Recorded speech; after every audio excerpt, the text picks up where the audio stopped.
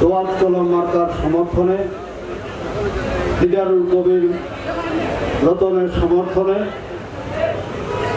আজকে এই পথসভার প্রধান আকর্ষণ আমাদের দোয়াত কলম মার্কার প্রার্থী, সাবেক উপজেলা চেয়ারম্যান, বর্তমান প্রার্থী জনাব দিদারুল কবির রতন।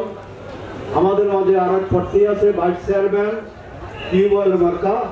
আমাদের মাঝে আরও আছে আমাদের ৪ নং রামনগর ইউনিয়নের বারবার নির্বাচিত চেয়ারম্যান, আমাদের সবাই মুরব্বী, রামনগর হাই স্কুলের সহকারী প্রধান শিক্ষক, অনেকের স্যার জনাব মাস্টারউদ্দিন কামালউদ্দিন বিকর বিএস স্যার। আমাদের মাঝে উপস্থিত আছেন ৪ নং ইয়াকুবপুর ইউনিয়নের চেয়ারম্যান, দাগনভূঞা উপজেলা যুবলীগের সম্মানিত সভাপতি জনাব ফখরুল ইসলাম বুলবুল এবং অনেক থানার নেতৃবৃন্দ, সবাইকে আসসালামু আলাইকুম।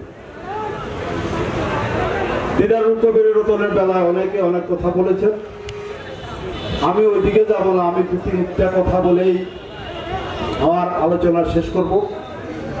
আমরা আজকে যারা এখানে সামনে আছি, আমরা সবাই দাগনভূঞা উপজেলার জনগণ। দাগনভূঞা প্রত্যেক উপজেলার জনগণেরও একটা দায়িত্ব আছে। সেই দায়িত্ব হল 29শে মে। 29শে মে যদি আপনারা দিদারুল কবির রতনকে কেন্দ্রে যায় ভোট দিতে পারেন, আপনারা সসাহস দিয়ে দিদারুল কবির রতনকে বলতে পারবো 29 তারিখ আপনাকে ভোট দিয়েছে, আপনি কেন আমাদের উন্নয়ন করবেন না? কিন্তু সবাই বলে চেয়ারম্যান তো উনি আগের থেকে আছে, এখনো হবে। এটা তো হবে না। আপনারও দায়িত্ব আছে, আপনার নাগরিক দায়িত্ব, আপনার নাগরিক ভোট দেওয়া। আমাদের আজকে যারা উপস্থিত আছেন, আপনারা আমার সাথে একটা ওয়াদা করতে হবে, আপনাদের পরিবারের সবাইকে দোয়াত কলম মার্কা 29শে মে সবাইকে সপরিবারে ভোট দিতে কেন্দ্রে যাবেন। গেলে সবাই হাত উঠান। এখনো সবাই হাত উঠালে আমি মনে করি তাহলে আপনারা ভোট দেবেন না। কে কে দেবেন না সে হাত উঠান। কে কে দেবেন না সে হাত উঠান। তাহলে কত সবাই দেবেন, হাত উঠান আপনারা সবাই। আমরা 29 তারিখে সবাই কেন্দ্রে যায় দিদারুল কবির রতনকে দোয়াত কলম মার্কা ভোট দেবো। এরপরে আমরা বলবো আমরা আপনাকে ভোট দিছি, আরো যত উন্নয়ন করে দিচ্ছেন, এখন আরো উন্নয়ন বেশি দেন। দিদারুল কবির রতন আওয়ামী লীগের লোক না।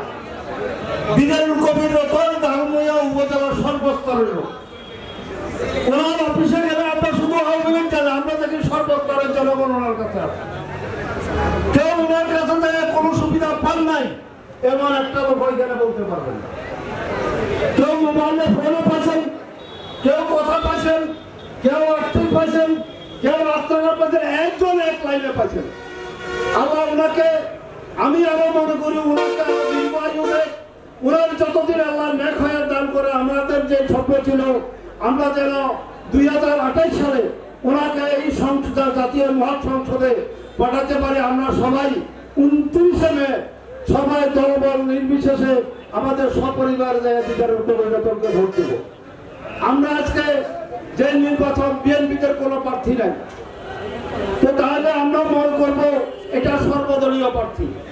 আমাদের আজকে জনগণের এখানে লেখা আছে আমাদের এই জনগণের সর্বস্তরের জনগণের প্রার্থী। দয়া করে 29 তারিখে আপনারা সবাই একটা দিন কষ্ট করে, গরমের দিন, আমরা সবাই কেন্দ্রে যায় দিদারুল কবির রতন সাহেবকে ভোট দেবো, এই প্রত্যাশা রেখে আমি আমার বক্তব্য শেষ করলাম।